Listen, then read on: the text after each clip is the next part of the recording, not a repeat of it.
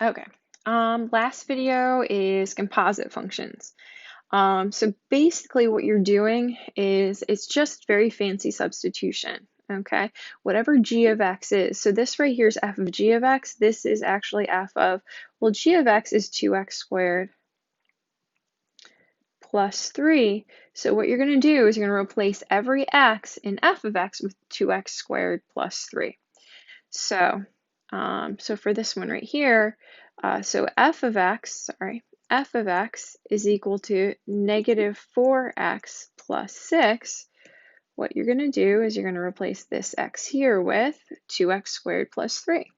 So when we do f of g of x, that's going to be equal to negative 4, but instead of x, you're going to replace it with 2x squared plus 3 plus 6. And you just go through and you simplify. So this is going to be f of g of x is equal to negative 8x squared minus 12 plus 6, which, and I can combine these two, so it ends up being negative 8x squared minus 6. So that's the answer to the first one. Number 18. Okay, we're going to do the same thing. I'm going to write out g of x. So g of x is equal to 2x squared plus 3. What you're going to do is you're going to replace the x here with negative 4x plus 6. So this is going to be, so g of f of x is going to be 2, but instead of x, you're going to write negative 4x plus 6. You're going to take it and square it plus 3. So you're just replacing the x. Now this is a little tricky, kind of. Negative 4x plus 6 squared. You always do your exponents when you're simplifying. We're not solving, we're simplifying this. So you have to do it with the exponents and then you do distributive property. So for this one, negative 4x, this is going to be 6, negative 4x, and this is going to be 6. Okay, so you have to remember that it's not, you can't just distribute the exponent. It's gonna, you're gonna have to do a little box right here. So this is gonna be 16x squared minus 24x minus 24x and 36.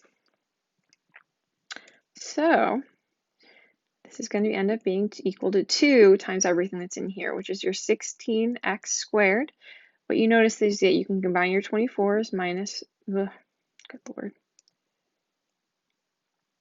okay, minus 48x plus 36 plus 3 on the outside. This ends up being 32x squared minus 96x plus 72 plus 3. So your final answer is going to be 32x squared minus 96x plus 75. And there's your final answer. Okay. Number 19, we do f of x. So if f of x is equal to negative 4x plus 6, f of x is going to be equal to negative 4. And you just have to think about, what am I going to replace my x with? Well, negative 4x plus 6. Okay, plus 6. Okay, so what you're doing is you replace that x with there. So this is going to be, we don't have any exponents, so this is going to be positive 16x minus 24 plus 6, which is positive 16x minus 18. And that's your final answer there. G of x, well, g of x is equal to 2x squared plus 3. So g of x is going to be 2. I'm going to replace my x with 2x plus 3, 2x squared, plus 3. I'm going to square it plus 3. So remember, you're just replacing the x. So whatever happens to the x is going to happen to what's in the inside. It's kind of a tricky one, like 18, because you're going to need to do a little box. So this is going to be 2x squared. This is 2x squared. This is going to be 3. This is going to be a 3 here. So this is going to be 4x to the 4th. Okay, 2 times 3, 6x squared, 6x squared, and this is going to be 9. So we still have that 2 on the outside. I multiplied this out so I could get rid of this little squared here because we had to deal with the exponents.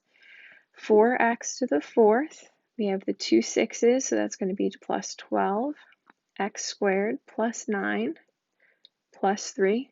I do distributive property, so this is 8x to the 4th plus 12x squared. Oh, sorry, I did not distribute to the 12. Okay. Plus 24x squared plus 18 plus 3. You know you can combine your 18 and your 3. So your final answer is going to be 8x to the 4th plus 24x squared plus 21. And then that's your final answer there. Okay. So we're going to go to the bottom. Using function composition to determine if the functions are inverses of each other.